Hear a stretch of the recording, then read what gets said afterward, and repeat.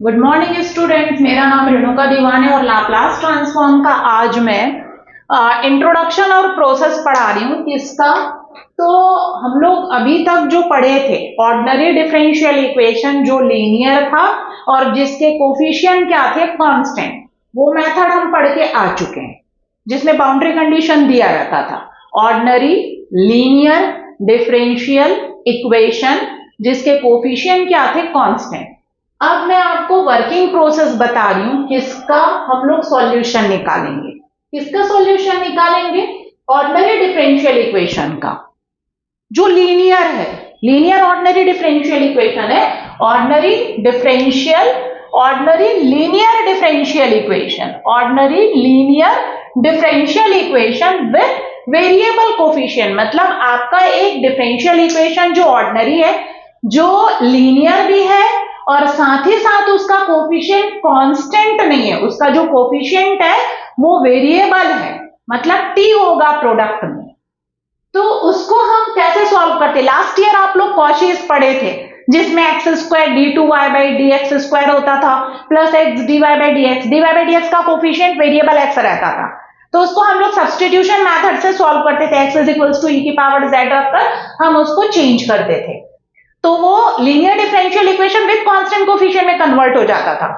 तो यहां पर भी हमको यही करना है। ऑर्डिनरी डिफरेंशियल इक्वेशन लीनियर दिया रहेगा लेकिन उसका कोफिशिएंट कौन रहेगा? वेरिएबल रहेगा। तो उस वेरिएबल को मुझे हटाना पड़ेगा। तो सबसे पहले प्रोसेस स्टार्ट करने के पहले मैं आपको ये फॉर्मूला बता रही हूं। ये फॉर्मूला आपको ध्यान रखना है इसमें। जैसे मैंने आपको एलडीई विद कांस्टेंट में बताया था, एल वाई डबल डैश का फॉर्मूला, एल वाई डैश का फॉर्मूला, तो यहां पर आपको ये फॉर्मूला लर्न रखना है। जब वेरिएबल कोफिशिएंट रहेगा तो ये L किसका? L y की पावर n t है, मतलब n मतलब y का डेरिवेटिव है, वो y की पावर n t। इसके आगे किसका मल्टीप्लीकेशन है? t की पावर m, t की पावर 2 3 ऐसा कुछ भी रहेगा, लेकिन ये डेरिवेटिव है y dash y double dash, इसके आगे t की पावर m का इनटू है। तो इसका लाप्लास कैसे निकालते हैं? तो t की पावर में m है तो -1 की पावर में m लिखेंगे, और d जो m है वही पावर जो -1 की पावर में, वही d बाई डी एस की पावर में जाएगा। और ये y की पावर n है, y की पावर n t, उसके आगे क्या लग जाएगा? l। इस तरीके से याद रखिए।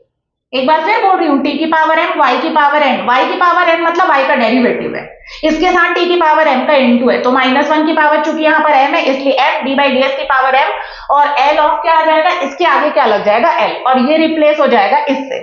तो ये फॉर्मूला है आपका।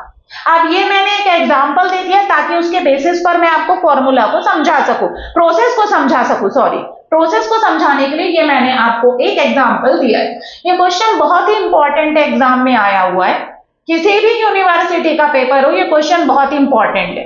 अब इधर देखिए क्या लिखा हुआ है, सॉल्व। मैं इसको करवाऊंगी बट ये प्रोसेस और इंट्रोडक्शन के बाद नेक्स्ट मेरा अगला जो लेक्चर होगा उसमें मैं यही करवाऊंगी। तो इधर देखिए t Y double dash plus 2 1 minus t Y dash minus 2y is equals to 0, these are the boundary conditions. अब यहां पर देखिए y डबल डैश मतलब d2y by d t square है, इसका कोफिशिएंट क्या है? तो t है, और t कौन है? वेरिएबल है, मतलब ये ऑर्डिनरी डिफरेंशियल इक्वेशन तो है। अब अगर मैं इसको लिखती हूं, यहां पर देखिए t d2y by d t square होगा और plus 2 1 minus t as it is, y dash मतलब dy बाई डी टी, और minus 2y is equals to 0। तो ये कैसा डिफरेंशियल इक्वेशन है? लीनियर। और कैसा डिफरेंशियल इक्वेशन है? ऑर्डिनरी लीनियर डिफरेंशियल इक्वेशन है। देखिए विद कांस्टेंट कोफिशिएंट है तो इसका कोफिशिएंट t है, और t कौन है? वेरिएबल, इसका भी कोफिशिएंट 1 माइनस टी है, मतलब वेरिएबल है। इसका मतलब ये क्वेश्चन कहां का है? लीनियर ऑर्डिनरी डिफरेंशियल इक्वेशन का है, लेकिन इसका जो कोफिशिएंट है वो कांस्टेंट नहीं है, वेरिएबल है उसका कोफिशिएंट। तो हम उसको कैसे सॉल्व करते उसका मैं प्रोसेस आपको पढ़ा रही हूं। आप सिर्फ प्रोसेस पढ़ लेंगे उतने में भी आप आधे दूर तक क्वेश्चन को सॉल्व कर सकते हैं, और आधे दूर तक भी क्वेश्चन सॉल्व हो जाता है तो आपको हाफ मार्क्स तो मिल ही जाएगा। तो क्या प्रोसेस है अब मैं समझा रही हूं। तो ये रहा क्वेश्चन, लाइव एग्जांपल। ये क्वेश्चन आया हुआ है, दिस इज वेरी इंपॉर्टेंट। तो मैंने इसको सॉल्व कर मतलब इसको मैंने y डबल डैश को ओपन करके बताया, हाँ ये एक डिफरेंशियल इक्वेशन है, लीनियर है, हाँ है लीनियर ऑर्डिनरी डिफरेंशियल इक्वेशन है। क्या इसके कोफिशिएंट कांस्टेंट है? अगर कोफिशिएंट कांस्टेंट होंगे तो जो मैंने आपको पिछला प्रोसेस पढ़ाया था वो वाला होगा। ये साइमल्टेनियस नहीं है, ये लीनियर ऑर्डिनरी डिफरेंशियल इक्वेशन है। साइमल्टेनियस में आपको दो डिफरेंशियल इक्वेशन दिया रहेगा। अच्छा, अब इसमें y डिपेंडेंट वेरिएबल है, t इंडिपेंडेंट वेरिएबल है, सॉल्व करो बोल रहा है। इसका मतलब ये है कि हमें y की वैल्यू किसके फॉर्म में निकालनी है? t के फॉर्म में निकालनी है। Linear ordinary differential equation with variable coefficient का क्वेश्चन है। तो आप सबसे पहले क्या करेंगे, जब आप पहचान गए कि हाँ इसका जो वेरिएबल है वो कांस्टेंट नहीं है, इसका जो कोफिशिएंट है वो t है, t मतलब वेरिएबल है, तो आप सबसे पहले टेकिंग एल बोथ साइड, ये जो डिफरेंशियल इक्वेशन है पहले इसको प्रॉपर ओपन कर दीजिए, डैश के फॉर्म में लिखना, ये देखिए। फिर दोनों साइड में क्या ले लीजिए? एल ले लीजिए, एल। तो L of t Y double dash plus 2ly dash plus 2lty dash plus 2ly, ऐसा आएगा। Take L both side. फिर उसके बाद देखिए L T Y double dash यहां आया, एल टी वाई डैश यहां आया, तो उसके बाद आप टी वाई डबल डैश के आगे जो एल है उसका फॉर्मूला लगाएंगे, ये वाला फॉर्मूला। t की पावर 1 है तो -1 की power 1 d by D S L Y double dash आएगा। जो y का पावर है वो एज इट इज उतर जाता है और उसके आगे l लगता है। इसी तरीके से एल टी वाई डैश का फॉर्मूला लगाएंगे, तो सबसे पहले l लेंगे, फिर लाप्लास लगाएंगे T Y double dash T Y dash का, फिर t हट जाएगा, वहां पर minus D by D s आएगा, t हट जाएगा minus D by D S, L Y double dash L Y dash हो जाएगा फॉर्मूला लगाओगे तो। फिर उसके बाद फिर फॉर्मूला लगाना है एल वाई डबल डैश का और एल वाई डैश का, डैश नहीं दिखना चाहिए, L Y double dash L Y dash का फॉर्मूला लगाएंगे जो मैंने पिछले में पढ़ाया है, L d with constant coefficient में एस स्क्वायर वाला। फिर उसके बाद y0 आएगा, एल वाई डबल डैश में जब फॉर्मूला लगाएंगे तो y0 y डैश 0, तो बाउंड्री कंडीशन को पुट करेंगे और कहीं ly भी आएगा, तो ly को किससे रिप्लेस करोगे? z से। तो सबसे पहले l लोगे, फिर L T Y double dash L T Y dash का फॉर्मूला, फिर L Y double dash L Y dash का फॉर्मूला, फिर बाउंड्री कंडीशन को पुट करेंगे और एल वाई को आप किससे रिप्लेस करोगे? z से। बाउंड्री कंडीशन को पुट करना और एल वाई को z। अब एल वाई को z इसलिए माना जा रहा है क्योंकि d बाई डी एस रहेगा, एल वाई के आगे d बाई डी एस रहेगा, तो एल वाई को आप कैसे डिफरेंशिएट करोगे? s के रिस्पेक्ट में, तो उसको हम z से रिप्लेस करेंगे।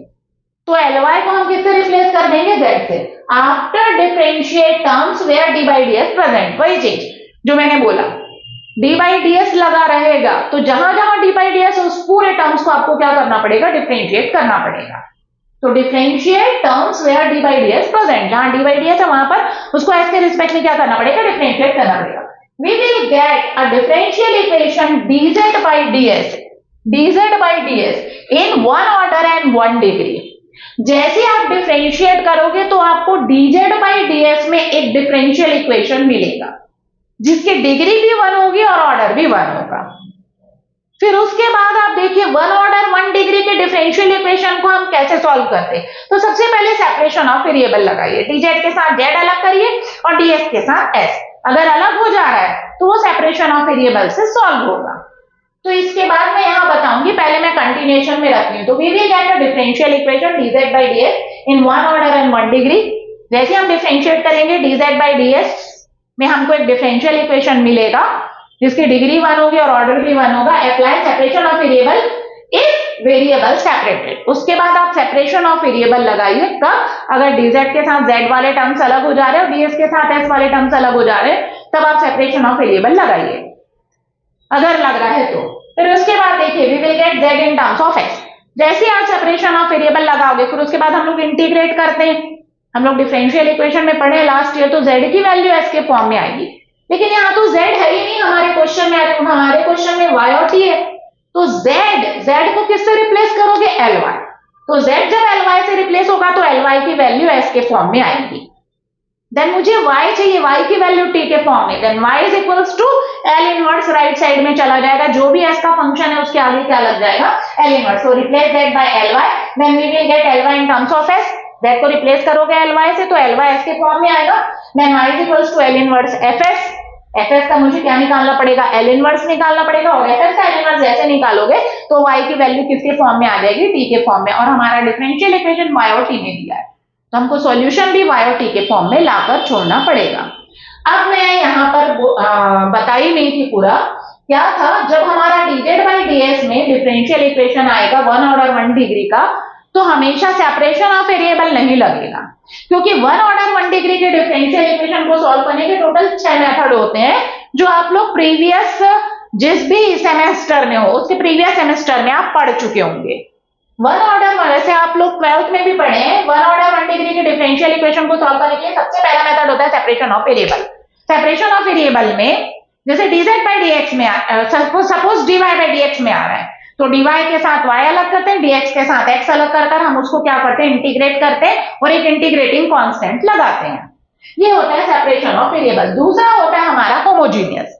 अगर हमारा वेरिएबल सेपरेट नहीं हो पा रहा है तो हम लोग होमोजीनियस से करते हैं। कैसे, तो उसमें हम y इज इक्वल्स टू क्या रखते हैं, vx रखते हैं, ये सब पढ़ा हुआ है। फिर उसके बाद नॉन होमोजीनियस।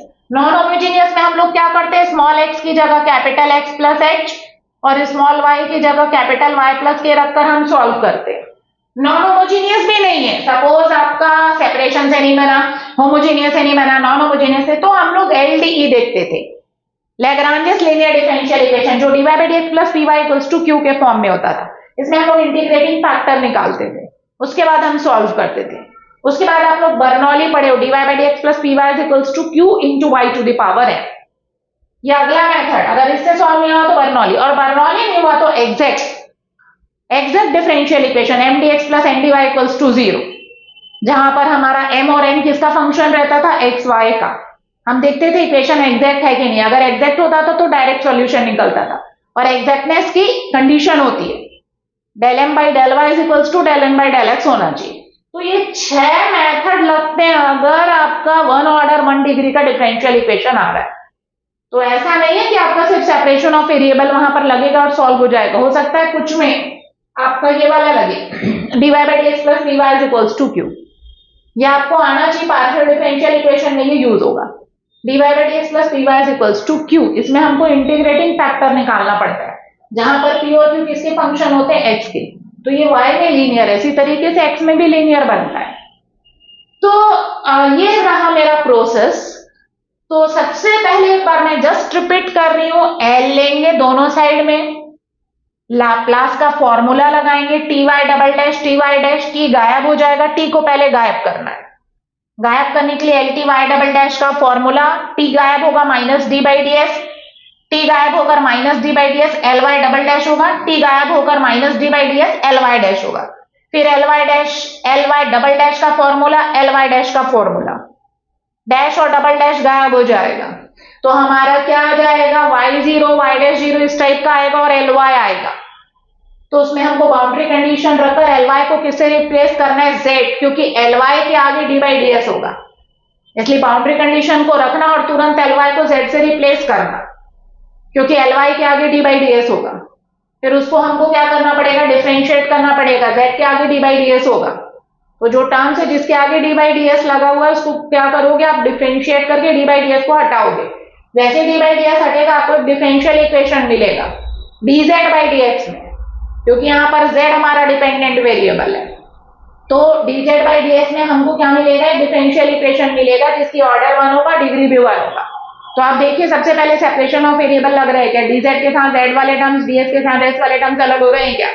अगर हो रहा है तो सेपरेशन ऑफ वेरिएबल लगाकर z की वैल्यू s के फॉर्म में निकल जाएगी, क्योंकि इंटीग्रेट करना पड़ता है, dz के साथ z वाले और ds के साथ s, फिर उसके बाद इसको इंटीग्रेट करके एक इंटीग्रेटिंग कांस्टेंट पुट करेंगे, z की वैल्यू s के फॉर्म में आएगी। अब मेरे को z और s में नहीं चाहिए, मुझे y और t में चाहिए, तो z को ly से रिप्लेस करोगे तो ly की वैल्यू s के फॉर्म में आएगी, then y is equals to l inverse of fs होगा। मतलब y की वैल्यू के लिए जो राइट साइड में s का फंक्शन दिया उसका हमको क्या निकालना पड़ेगा, l इनवर्स, तब y की वैल्यू किसके फॉर्म में आएगी, t। तो ये अगर वर्किंग प्रोसेस भी आप पढ़ लेते हैं तो आप क्वेश्चन इजीली बना लेंगे, और ये क्वेश्चन जो मैंने लिखा है हर एक यूनिवर्सिटी में आया हुआ क्वेश्चन है। आप सिर्फ ये प्रोसेस के बेसिस पर इस क्वेश्चन को आगे दूर तक बना सकते हैं। दोनों साइड में एल लेंगे। सबसे पहले तो ये देखिए इसका इनटू करिए, ये इनटू हुआ, फिर इसमें एल लेंगे तो L T Y double dash plus 2ly dash minus 2lty dash minus 2ly। अब टी वाला सबसे पहले हटेगा, L T Y double dash तो minus D by D S L Y double dash से, ये minus D by D S L Y dash से, फिर एल वाई डैश और एल वाई डबल डैश का फॉर्मूला तो आपको पता है बाउंड्री कंडीशन आएगा y0 y डैश 0, तो बाउंड्री कंडीशन को रखना और ly आ रहा है उसको किससे रिप्लेस करना, z से, और यहाँ पर d बाई डी एस रहेगा तो उसको बाद उसको क्या करना है, डिफरेंशिएट, तो dz बाई डी एस में एक डिफरेंशियल इक्वेशन आएगा, फिर उसको सॉल्व करना है। z की वैल्यू s के फॉर्म में आ गई अगर, तो फिर उसके बाद आपका बन जाएगा। तो यहां तक भी करते हैं, अगर आप डिफरेंशियल इक्वेशन ले आते हैं dz बाई डी एस में तो भी आपको काफी मार्क्स मिल जाएंगे। So thank you students. इसका जो नेक्स्ट लेक्चर होगा, इसमें तो मैंने इंट्रोडक्शन प्रोसेस पढ़ा है, इसके बाद जो नेक्स्ट लेक्चर होगा उसमें मैं ये वाला क्वेश्चन करवाऊंगी। It is very important question अगले लेक्चर में, और देखती हूँ एक आध क्वेश्चन और होगा तो, और ताकि दो प्रैक्टिस के लिए हो जाए। So we after that we will start partial differential equation, जिसमें मैं जो पहला लेक्चर लूंगी उसमें इंट्रोडक्शन पढ़ाऊंगी, उसके बाद क्वेश्चंस करेंगे फॉर्मेशन ऑफ पीडीई के। So thank you students.